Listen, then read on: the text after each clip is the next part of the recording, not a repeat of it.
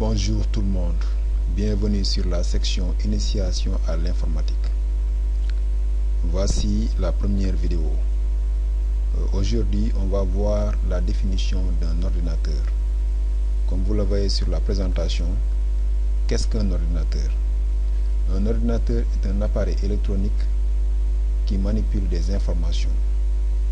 Il a la capacité de stocker, récupérer et traiter des données. Vous pouvez utiliser un ordinateur pour saisir des documents, envoyer des courriels, naviguer sur l'Internet. Vous pouvez également l'utiliser pour manipuler des feuilles de calcul.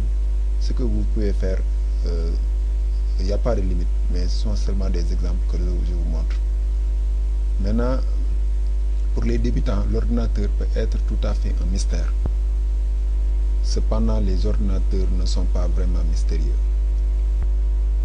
Tous les types d'ordinateurs sont constitués de deux éléments de base. On a ce qu'on appelle le matériel de l'ordinateur qui est une structure physique, comme si on prend l'exemple du moniteur ou bien du clavier ou bien de la souris, etc. Les logiciels représentent la deuxième partie.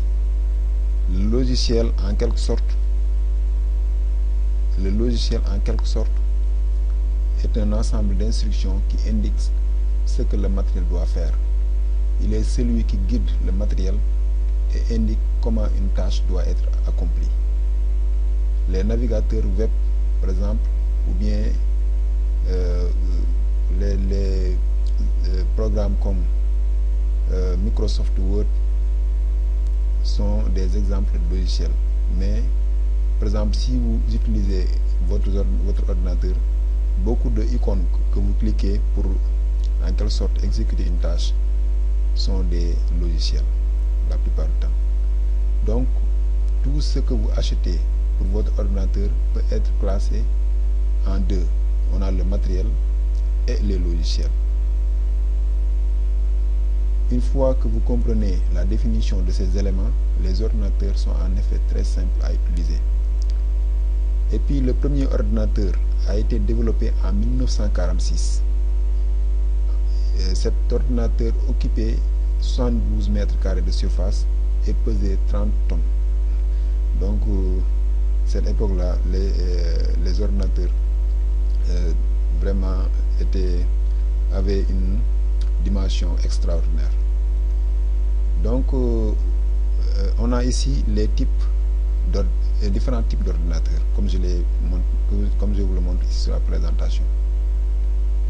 Parce que quand la plupart des gens entendent le mot ordinateur, ils pensent à un ordinateur personnel, comme un ordinateur de bureau, quelque chose comme ça.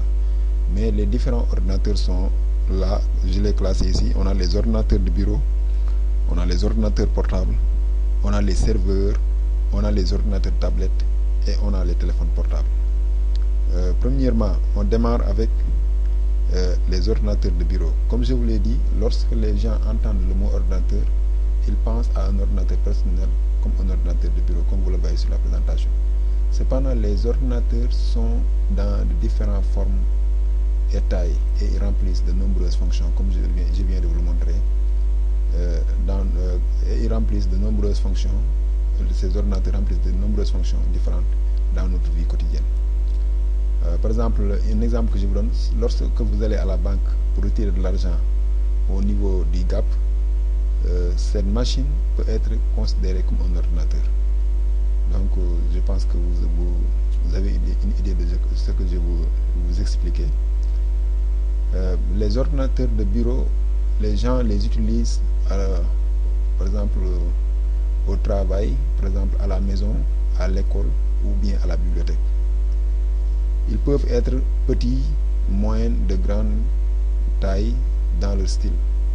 Donc, il n'y a pas, parce qu'il y a différents fabricants de ces ordinateurs.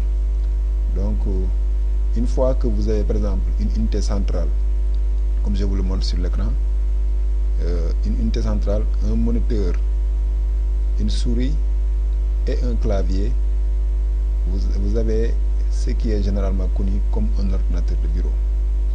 La plupart des ordinateurs de bureau sont faciles à mettre à jour, c'est-à-dire agrandir ou d'ajouter de nouvelles pièces. Un autre avantage de ces ordinateurs de bureau est que le coût est moins cher. Ça aussi, peut-être vous le connaissez déjà. Si vous comparez un ordinateur, maintenant on a ce qu'on appelle, attends, on va aller sur la page suivante de la présentation. On a ce qu'on appelle les ordinateurs portables. Maintenant, si on compare un ordinateur portable à un ordinateur de bureau avec les mêmes caractéristiques, on trouve que l'ordinateur de bureau coûte moins cher. Maintenant, on va même entrer en détail pour voir ces ordinateurs portables. Ces ordinateurs portables sont à pile ou alimentés en courant électrique. Les ordinateurs portables sont plus petits que les ordinateurs de bureau et comme son nom l'indique, vous pouvez les emporter avec vous lors de vos déplacements. C'est ça l'avantage. Comme son nom l'indique, c'est un ordinateur portable. Puisque un ordinateur portable est plus petit qu'un ordinateur de bureau, il est plus difficile aussi d'accéder à ses composants. Cela veut dire qu'il est difficile de changer les pièces. Maintenant, on va continuer notre chemin. On va voir pour les types d'ordinateurs. On a ce qu'on appelle les serveurs. Le serveur est un ordinateur qui donne des informations à d'autres ordinateurs. Donc lui, comme son nom l'indique, il sert les autres ordinateurs. Voilà. Beaucoup d'entreprises ont des serveurs que les employés peuvent utiliser avec leur ordinateur personnel pour en quelque sorte obtenir des services à partir de ce serveur. Je ne vais pas essayer aussi de rentrer dans le détail. Les serveurs jouent également un rôle important dans le fonctionnement de l'Internet. Ça aussi, c'est un exemple que je vous donne. Par exemple, les pages web que vous avez en face de vous lorsque vous surfez l'Internet, ces pages web sont livrées par des serveurs. Par exemple, si vous allez sur google.com ou bien youtube.com, tout ce que vous recevez là-bas, ça vous a été fourni par les serveurs. Donc, ils ont un rôle fondamental dans le fonctionnement de l'Internet. Ça aussi, il faut le comprendre. Autre type d'ordinateur, on a ce qu'on appelle les ordinateurs tablettes. Voilà, ces ordinateurs tablettes, comme vous le voyez, sont plus petits que les ordinateurs portables. Eux-mêmes, ils ont un écran qu'on appelle un écran tactile. Ces ordinateurs ne possèdent pas de clavier physique ou bien de souris. Néanmoins, il y a un clavier virtuel qui est dedans, qui vient avec ces tablettes, mais ils n'ont pas de clavier ou bien de souris. Ça, il faut le comprendre. Et puis l'ordinateur tablette le plus populaire, c'est ce qu'on appelle l'iPad. Ça, je pense que vous l'avez déjà entendu. Et puis enfin, dernièrement, on a ce qu'on appelle les téléphones portables. Les téléphones portables, surtout les téléphones nouveaux, si je parle de téléphone portable en tant qu'ordinateur, ce sont les téléphones nouveaux qui, en quelque sorte, aussi possèdent des écrans tactiles. De nombreux, comme je l'ai présenté ici, comme vous le voyez sur la présentation, de nombreux téléphones mobiles ou bien téléphones portables peuvent faire les mêmes choses que les ordinateurs peuvent faire. C'est la raison pour laquelle on peut les considérer comme des ordinateurs. Comme vous pouvez utiliser votre ordinateur, votre téléphone portable pour en quelque sorte surfer le net ou bien faire d'autres choses avec votre téléphone, par exemple jouer des jeux ou bien quelque chose comme ça. Ces téléphones sont souvent appelés des smartphones. Ça, je pense que vous le comprenez déjà. Donc, on va aller sur la page suivante. Enfin, dernièrement, pour fermer cette vidéo, on va faire la comparaison entre PC et Mac. Par exemple, peut-être vous avez déjà entendu ça. Qu'est-ce qu'un PC, qu'est-ce qu'un Mac? Les ordinateurs personnels sont de deux styles comme le PC et le Mac. Maintenant, les deux modèles sont entièrement, le PC et le Mac sont entièrement fonctionnels, mais ils ont un regard différent. Cela veut dire que ce sont des ordinateurs, mais ils ont un regard différent.